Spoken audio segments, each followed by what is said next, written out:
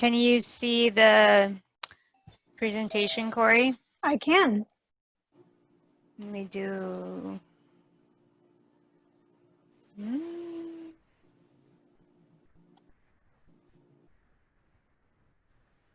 Look good? Yeah, looks good. Okay.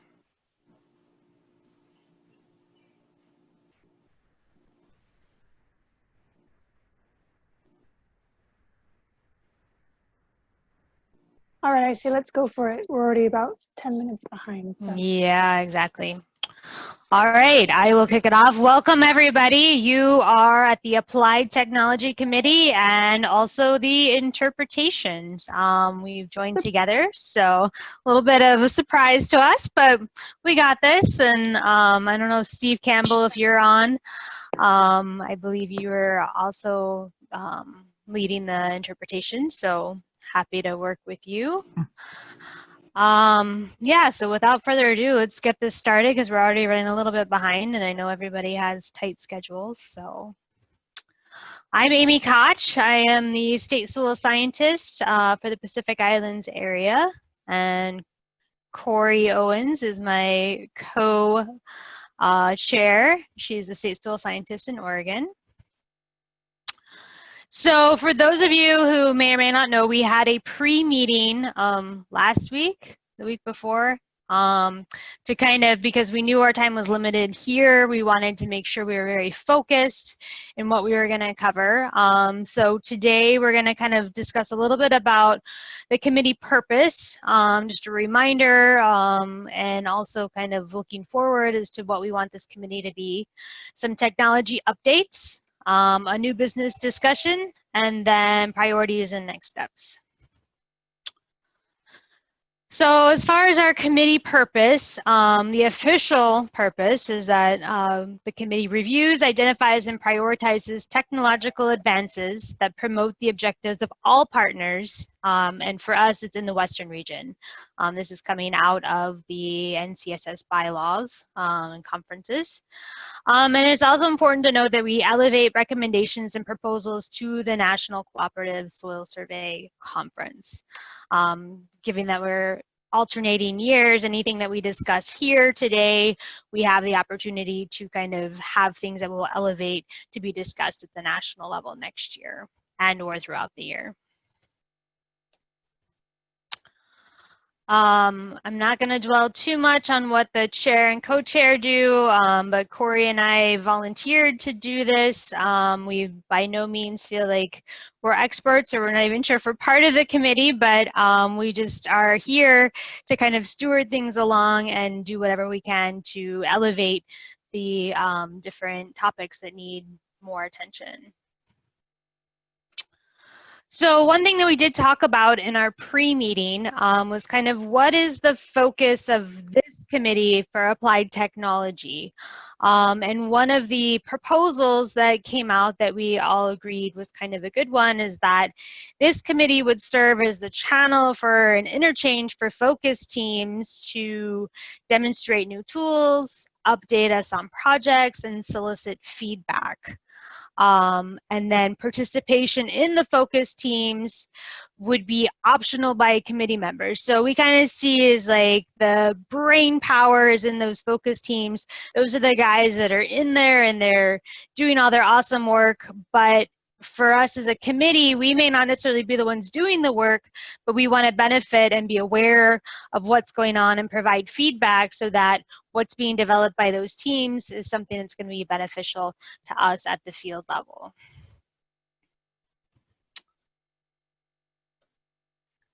So with that, I'm going to turn it over to Corey for some technology updates. All right, thanks, Amy. Can you advance the slide for me?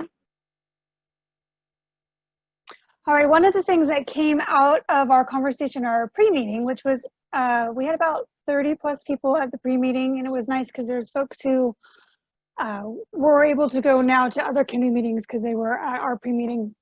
But something that came up with that group is just knowing who's who and what's going on in the world of the national technology from an NRCS perspective. I know this is the National Cooperative Soil Survey Conference, But, you know, there's been a lot of shifts in the last 2 years in positions and teams and what people are doing. So I'm calling this the short list of who's who in technology for NRCS.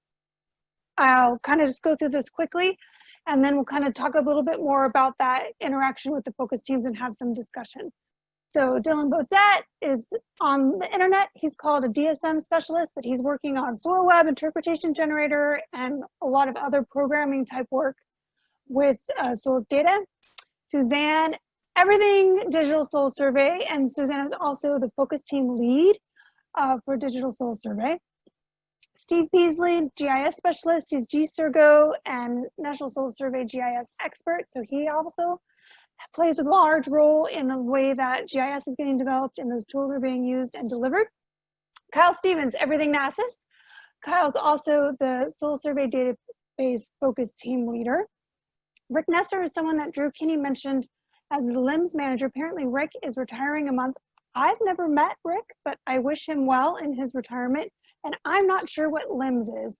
So if someone in the chat could tell the group what LIMS is, that would be fantastic. And that's kind of the theme, I think, for Amy and I as we've taken on this role as putting this together. We've had conversations about how we're actually not technically on the committee, but we're learning quickly how it works. And even in the presentations just an hour ago, we learned about other efforts in technology that we didn't know about.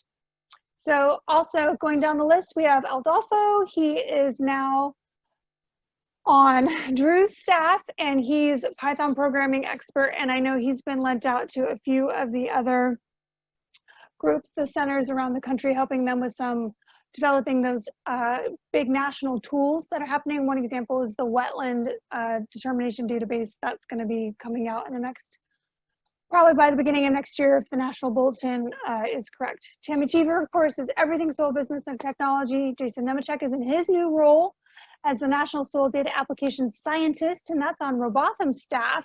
So I'm guessing that's going to be a lot of CART, but then also anything new and awesome about how technical soil services can be delivered in a digital way. So excited to see that. Kathy Seibold's working on MIR testing and applications. Again, MIR, not something I'm very familiar with. So if someone wants to put in the chat what MIR is, that would be awesome. Group effort here on building our technology knowledge. And looks like Dave answered what LIMS is. Thank you, Dave. Paul Reich, soil geographer. I chatted with Paul this morning and said, can you tell me what you do in one sentence that works with technology? And his sentence was a little bit longer. I shortened it up. But geographic products and maintaining legacy databases on global soil resources, which sounds super important, especially as we continue to develop tools that modelers want to use. Chad Ferguson is everything standards and really at the interface of technology, policy, and data delivery, and how we continue to deliver that data and develop these technology tools in a way that still meets our national standards and policies. So that's just a very short list of the who's who in NRCS, as a lot of these people have stepped into positions from the last time this group met at the national conference. So can you go to the next slide, Amy, please?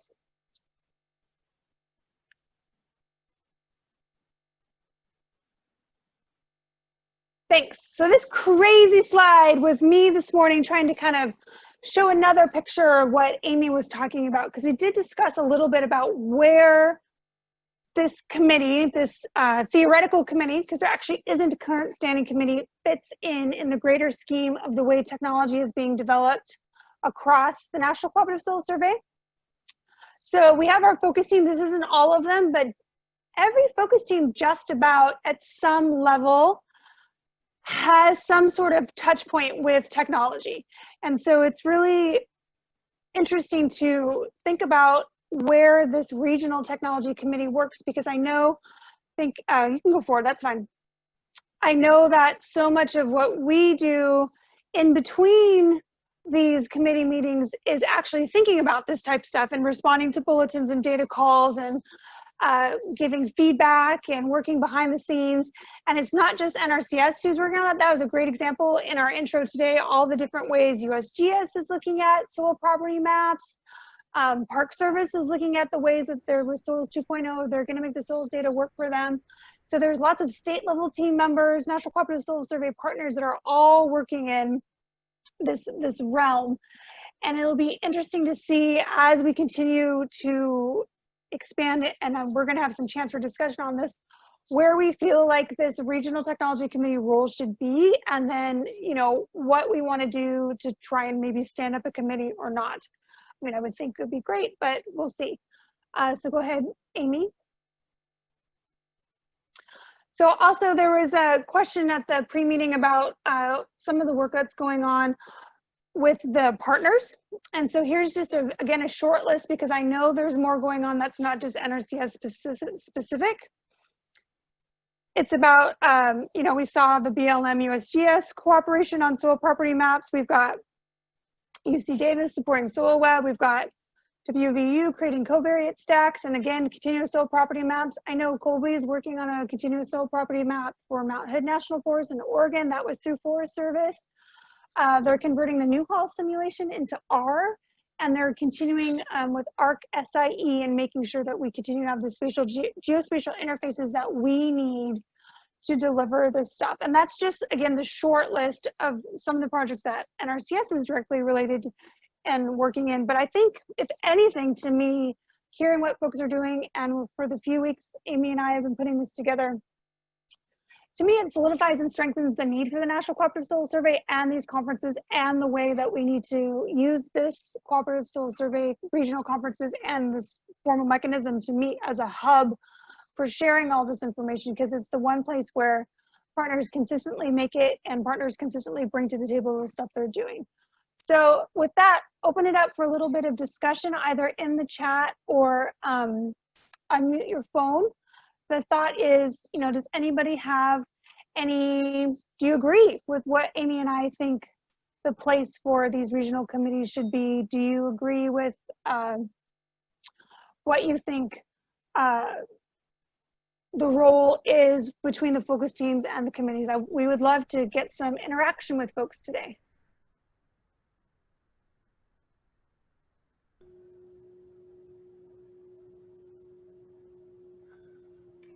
So I'll go. Relating back to one of your initial slides, you said it was to be a forum for all cooperators, and you stressed all, you underlined it, and you stressed it when you read it too. How do you check that? How do you know that you are addressing all potential audiences? It's really hard to know. We, on the pre-meeting, we heard from someone with NRCS SEEP about activity that no one knew was happening, using similar kind of sound like what they were doing with aggregating ESD data. But Joni Metz was talking about aggregating ESD data. Loosely, I'm not explaining it correctly completely, yeah, but loosely aggregating ESD data to help inform SEEP models, and all of us are like, oh, and that's something that is within our own agency. So it's hard, it's really hard to know.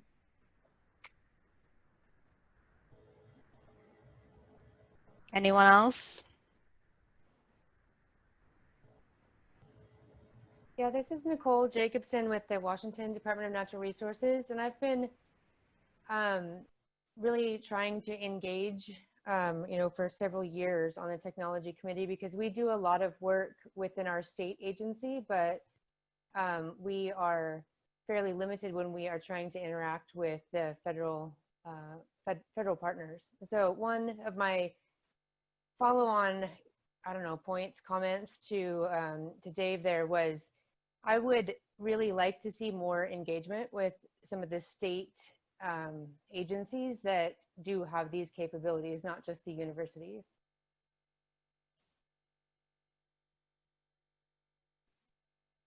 Great, thank you. That's good feedback.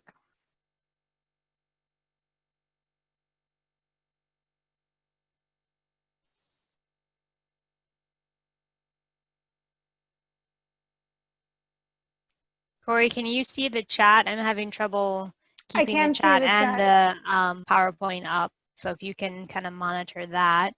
Yeah, any discussion as far as kind of having this be the forum of kind of feedback, project proposals, kind of how we use these projects versus actually being the ones that are doing the work. Because I know a lot of people that are attending, you know, are the ones doing the work, but what are your thoughts on that? Anybody?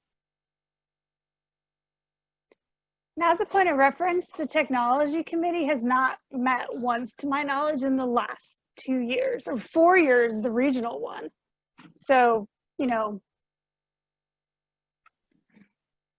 think about how this committee plays a role in really anything that's going on right now besides the 2 hours we spend together every 2 years, and the regionally every 4 years. Yeah.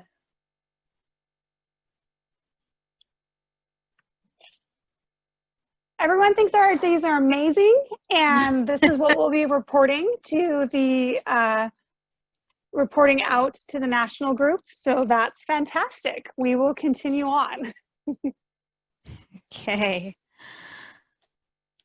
All right, now we are going to get to new business. As I said earlier, during our pre-meeting, we had a lot of great discussion about all kinds of different things going on. So our hope today, I kind of took my notes and Corey's notes and came up with a list of the kind of top things that we discussed. And we didn't have the capability to do a poll, but we were hoping that you can use your chat to kind of let us know which of these topics that are up on the slide are ones that, you know, are most important to you for discussion, because we do have limited time. I'm not sure we can have, and definitely can't have in-depth discussion about all of these. So really quick, TUI as an interface and how to make it interact better with Surgo data was discussed. TESP was what was discussed by Lori Metz with SEEP. That was kind of what Corey alluded to earlier with kind of having this aggregated ecological site index information. PXRF as a field method. This is something that NRCS is starting to get into more for heavy metal detection. This was, you know, a technology that we were talking about. Soil health data-driven products from GSurgo and Surgo. Climate tools such as the Henry Mount Soil and Water Database Project, and then mobile data collection.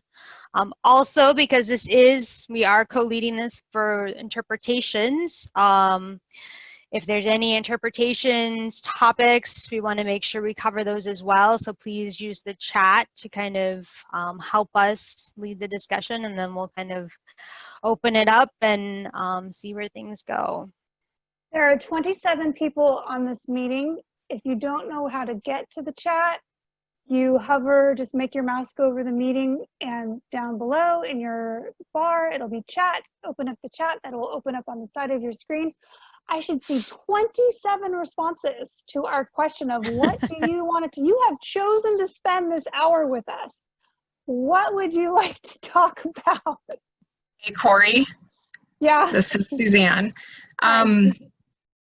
So sorry, my brain's a little slow this afternoon. I'm still like thinking about the question that you posed on what role this committee should play. I think it's a really important question. I don't necessarily have the answer, but I'm curious because I've never participated in the technology committee besides at the conferences. So is that a thing that has ever happened? Is that supposed to be something that should happen? I guess, you know, it seems like we want to see more activity with the committees, but I don't know if that is what they're supposed to be for, how they're supposed to function. So I guess I'm maybe throwing it out there to some people who have, you know, been in NCSS longer as to how,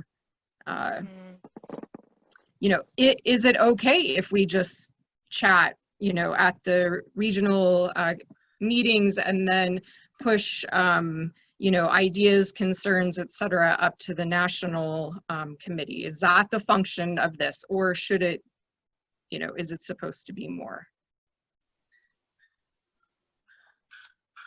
Those Dave? are really great questions that we've struggled with or been challenged by. I don't know if we've struggled, but Yeah. you know, part of it is I don't think we left the national conference or the last regional, because it's supposed to be a 2-year thing.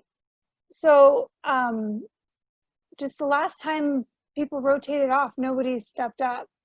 And so there really hasn't been a committee. Yeah, this is Steve Campbell. I was the co-chair of the technology committee about 10 years ago, and it seems like it's always been a struggle to keep the momentum going. We meet every 2 years and we report back to the conference, but I think we do need a better process for keeping the momentum going after the conferences end. It's always been a challenge as long as I've been involved with Cooperative Self-Survey. Well, yeah, I think it's a challenge with everything because we're all super busy doing lots of different things, and especially for the West region, you know, we have several different time zones to accommodate. Yeah, so it's kind of a matter of I mean, I am definitely not one to, you know, promote having meetings just to have meetings. So if there's a purpose for the meeting, and to have it, you know, as needed versus regularly scheduled, or just maybe getting a better idea of who wants to be involved in technology and having just an email list so that when there is a need for feedback from the focus teams, that's available. So then the various focus team leads can reach out. Yeah, I don't know, Dave Hoover, do you have any kind of feedback on what we're supposed to be doing? Well, it seems like you've got 6 monthly topics already right here. I mean, you have to do yeah. something. You have to do something more than once every 2 years. Okay. And I agree with Steve.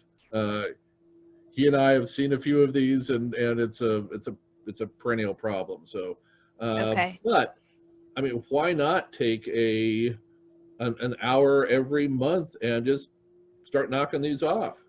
Or I don't know if you can knock them off, or just discuss them, find out what's going on.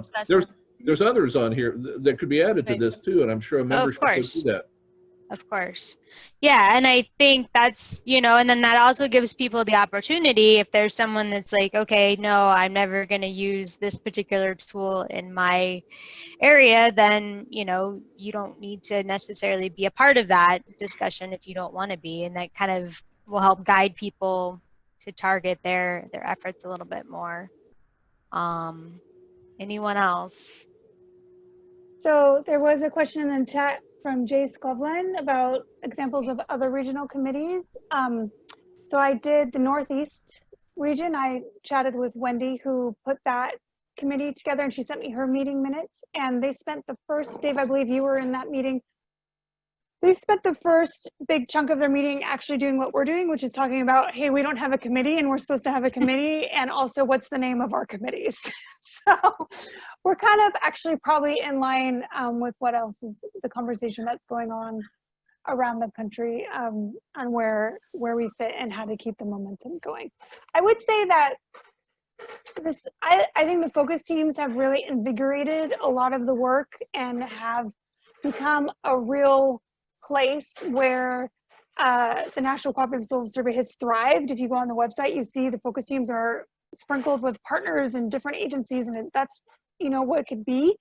So it'll be interesting, I think, as we craft what these committees are as they relate to the focus teams, because the focus teams are doing things and the committees kind of listening to things. So, you know, where those two fix. And Drew, you had a thought there in the chat that it's a platform to introduce the latest technologies as they're used in soil and ecological sciences. So maybe like we have the steering committee for the focus, or the steering team for the focus teams that report monthly on activities that are going on, perhaps we, you know, get the committees more involved in just routinely hearing from the focus team so we can start to see how that stuff kind of fits together.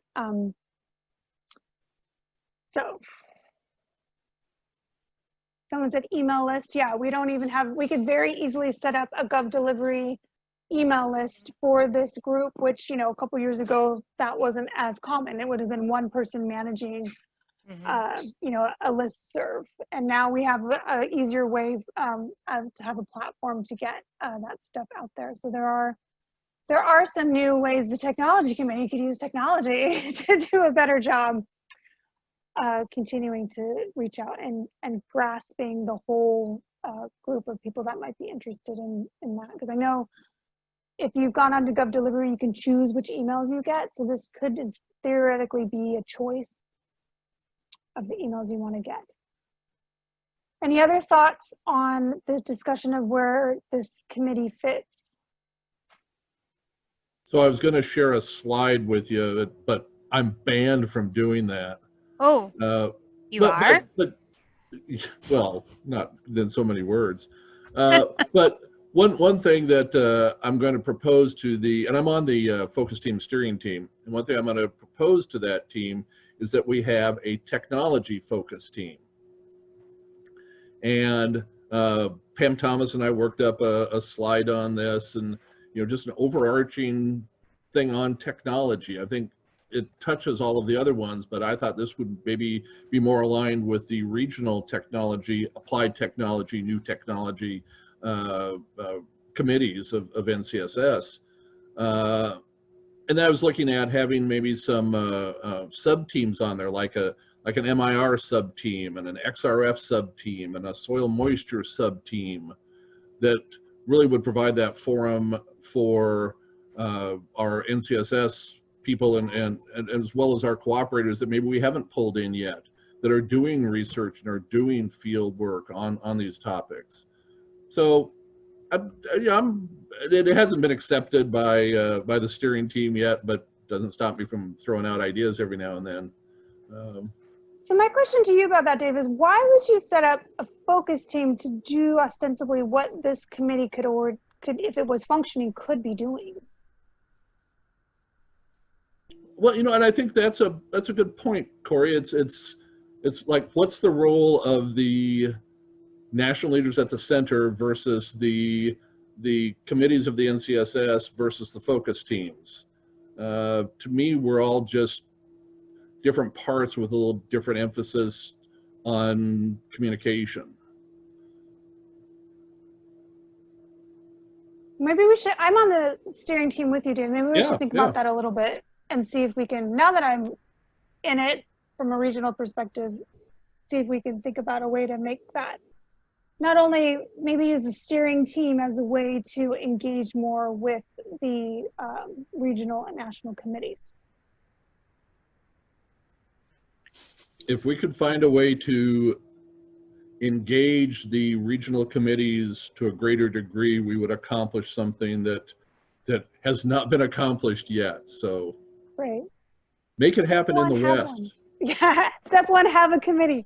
Because technically, Amy and I are not actually chairs or co-chairs. No one's voted or nominated us or anything, which is fine. No, we were accepted by the steering committee of the Western. There are two options. I didn't dwell on the, either the steering committee can propose who's going to be the co-chairs, or it can be voted on at the regional. Oh, so we're good. Perfect. We're not dictators or anything. If there are no other thoughts on where the committee fits in the sphere of technology communication, we do have still some time to talk about some technology. We had some votes. Bob in the chat kind of just threw in a plug for, hey, people, if you can be on the interpretations focus team, they need some help within some engagement.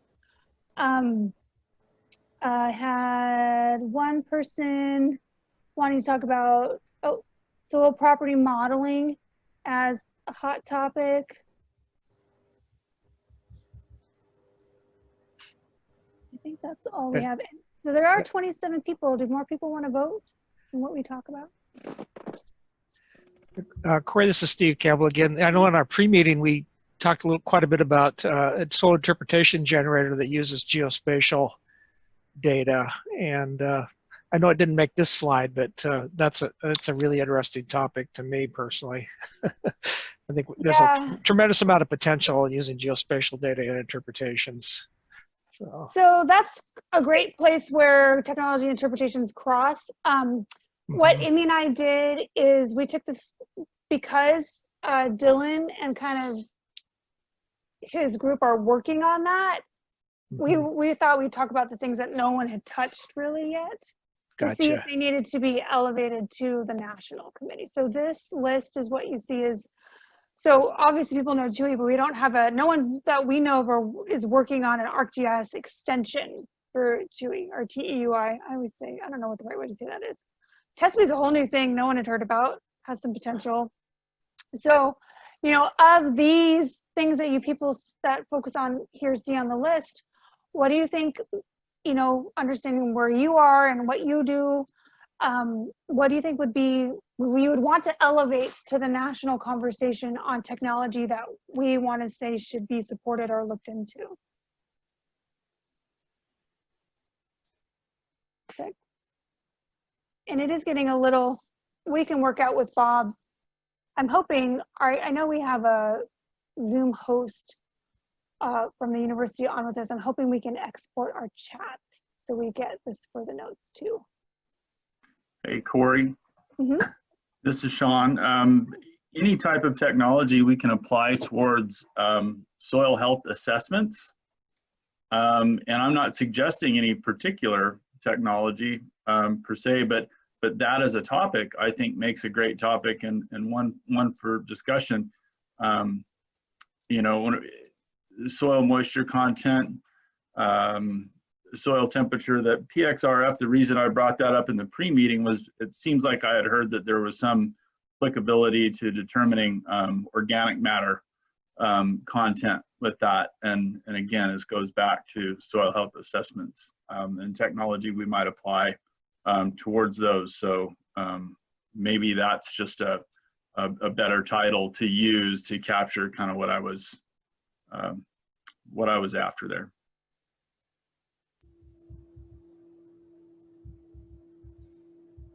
Any thoughts on tools for soil health assessment and ways that this committee might be able to elevate ideas to the national committee on exploring those things?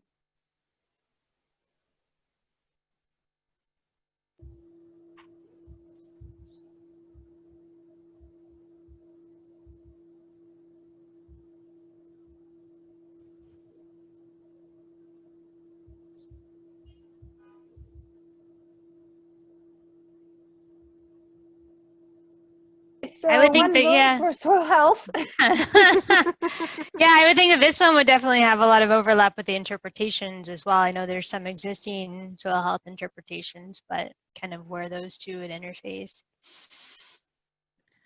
And I mean, it sounds like Sean is interested in some kind of, you know, mobile, like in the field kind of easy measurement capability for soil health. Well, and one of the reasons why I bring that up is that, for instance, if you look at the, there's an interim practice for soil carbon amendment 808 is the practice code for it. And part of what needs to be done if a conservation planner is going to use that is they have to go into the field and fill out a soil health assessment sheet. And so this as a topic just becomes more and more pertinent as time goes on and as more people adopt that practice, and others that are coming out that will require this the same or similar. So, you know, even if it's as mundane as things to measure soil temperature, soil moisture in situ. I think it's anything we can apply to those in-field measurements is applicable. Is anybody aware of tools that exist for that sort of measurement?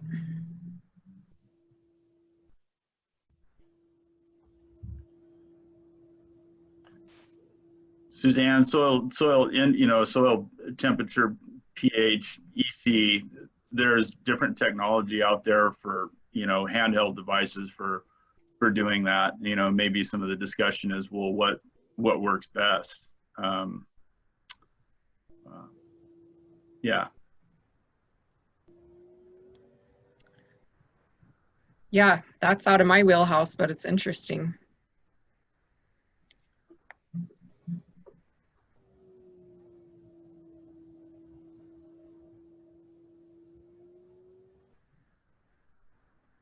Anyone?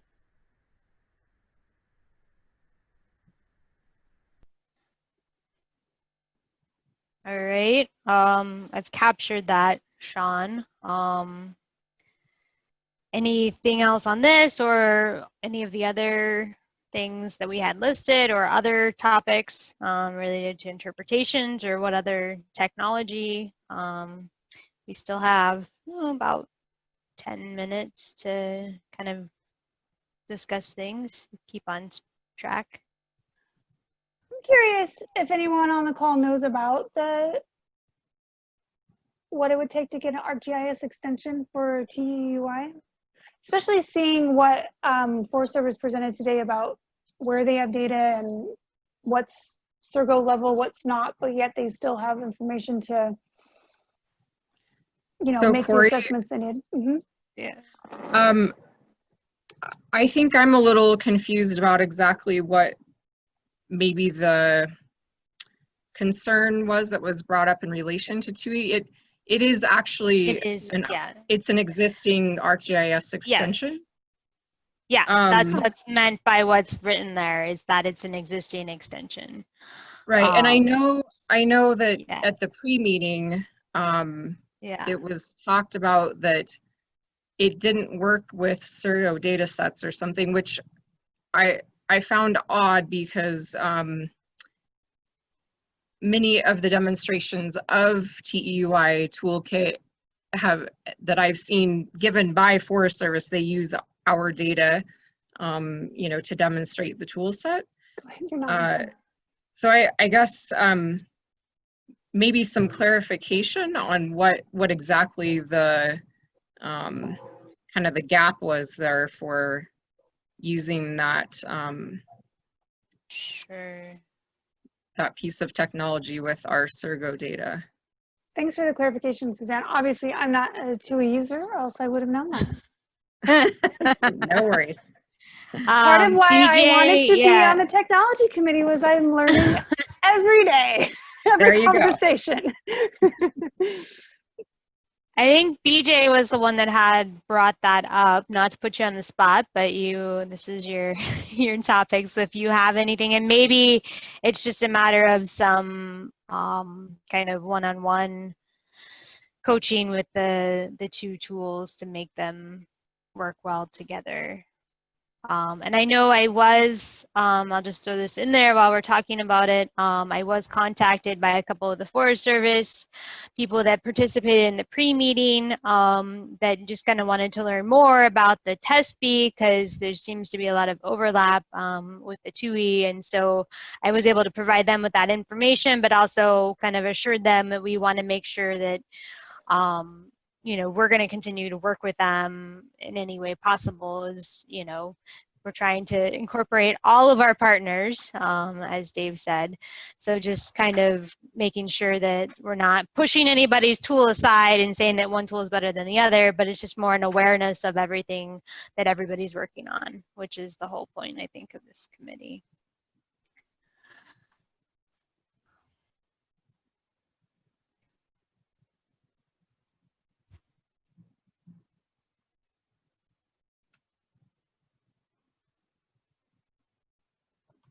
So I have a question. Do people know what they're using TUI and the TUI toolkit for? Yeah, this is Steve Dave. Go ahead. Sorry. Yeah. Oh, go ahead. Oh, okay, thanks, Steve. Sure. Yeah. So Dave White, yes. So people have used it for map unit analysis. There's for anyone that is familiar with the toolkit knows, and anyone who's not, there's a lot of statistical analysis tools that you can do, you know, on map units and looking at different distributions of data, et cetera.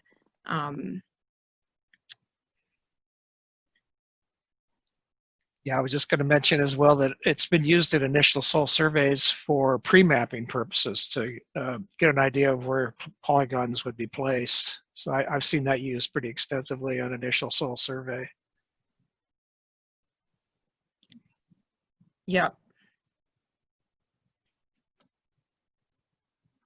Oh, here's a kind of side conversation. I'm going to give BJ a chance to try to chime in. But Dave White says, wondering if people are looking for a replacement of soil data viewer. I don't know if anyone that's on can provide an update. I know it hasn't, to my knowledge, been updated recently as, you know, ArcGIS continues, you know, new versions come out, and then things are really shifting towards Arc Pro. If there's any, because I know I love, you know, there's a lot of utility in soil data viewer, and it's something that's easy for folks to use. I've walked people through it multiple times, you know, just general users in the public that call me looking for different ways to access our soil survey data. So it's a very valuable tool that's not overly technical and hard to use. So I'm curious if anyone has any updates on the status of that. This is Steve Campbell again. And Steve Peasley, I know, is working with the team right now on a replacement for soil data viewer. And he developed the soil data development toolbox for GSurgo, which has a create soil map tool that's very similar to soil data viewer. Right. But yeah, we don't have anything now that runs in Arc Pro, though. That's none of the tools run in Arc Pro. So we need to move forward with that to have Arc Pro compatible tools. So I think you're going to see some changes coming about in those tools to make them compatible with Arc Pro. Okay. Drew mentioned in the chat that it's on board to be updated, and it's in the agile process, so not real soon. Okay.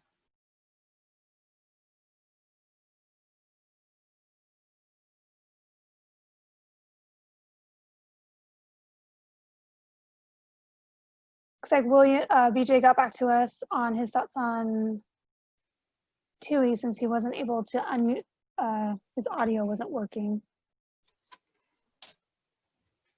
So looking at TUI and initial soil survey and integrating ecological sites with the new products.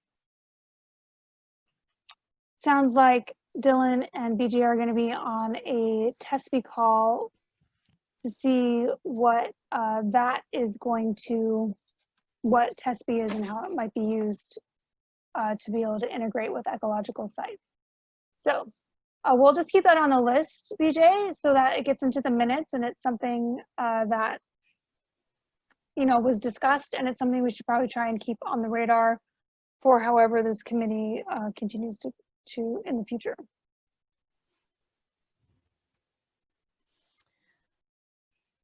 All right. I know we did start about 10 minutes late, but I don't want to go too far over to be respectful of everyone's time.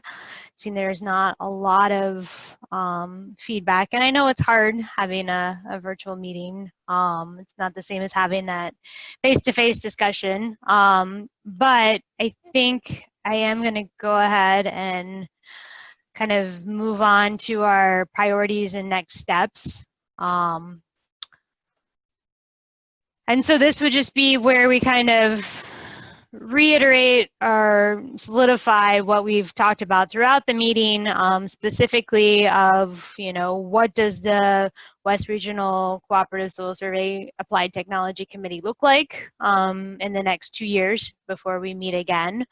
Are there topics that we want to bring to the table for the NCSS conference in 2021, which will be next year?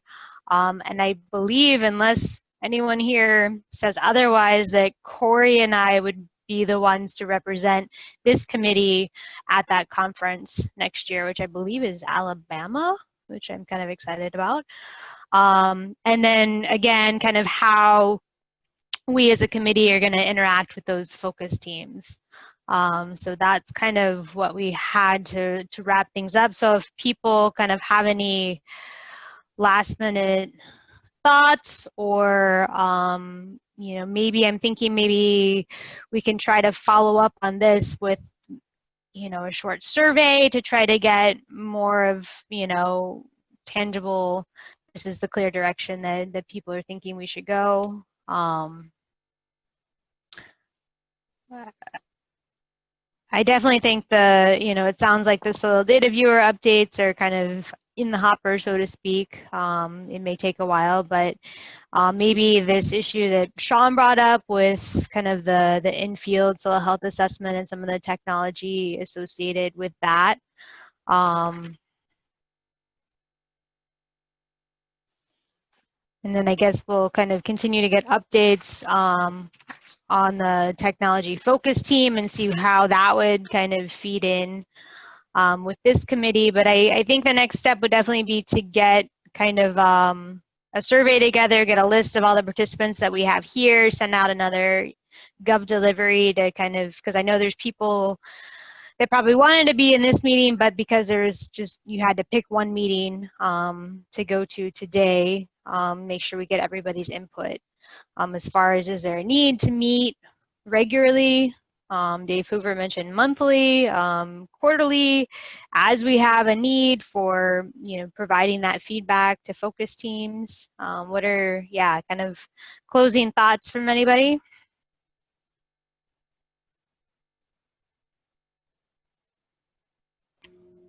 Well, think where you were, what you knew 2 years ago, and what has changed during those 2 years. And you really want to wait another 2 years to discover as a group? Given that this is technology, yeah, 2 years is a really long time, and a lot can happen. Yeah. You can't, I mean, you're just not effective, honestly. Like, you can't keep up. It's just kind of what we've done today, of a glossing over of this is what's going on, because we found, looking at the good news is, when we kind of looked at the notes from the last meeting 2 years ago, a lot of things, it was kind of like, oh, well, we don't really need to discuss this because it's happening. So that's good that there's not things that are just still sitting in the queue. But I think it's, yeah, there's, you know, and I kind of like the idea of, you know, like Dave mentioned, having different topics for different meetings, and then people kind of participate at will of things that are of interest and importance to them. We can continue. I mean, there's endless topics to come up with. It could also be an opportunity to have that interaction with different focus teams, because, you know, the slide that Corey put together, you know, as a technology committee, we intersect with a lot of those different focus teams. It's not just one.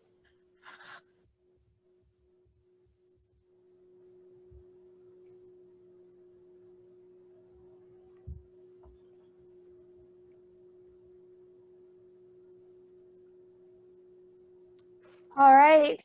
Well, Okay. so if you participated in the pre-meeting or not, we're going to take the notes from the pre-meeting and from this event, and that will all come together into our committee report.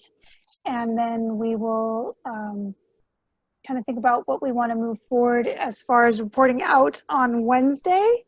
And then, you know, think a little bit more about where this fits and how we can be prepared, Amy and I, to represent next year. So.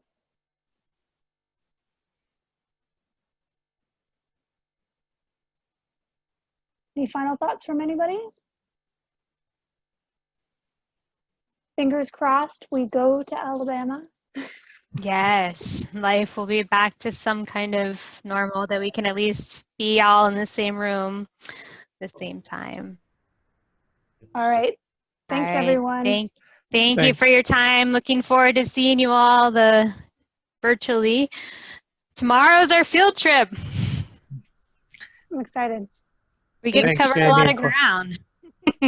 Well, thanks for you Both too for Hawaii and Oregon. herding the cats. No problem. Yeah, really appreciate it. Great to talk Okay, to everybody. Okay. Bye. Bye-bye.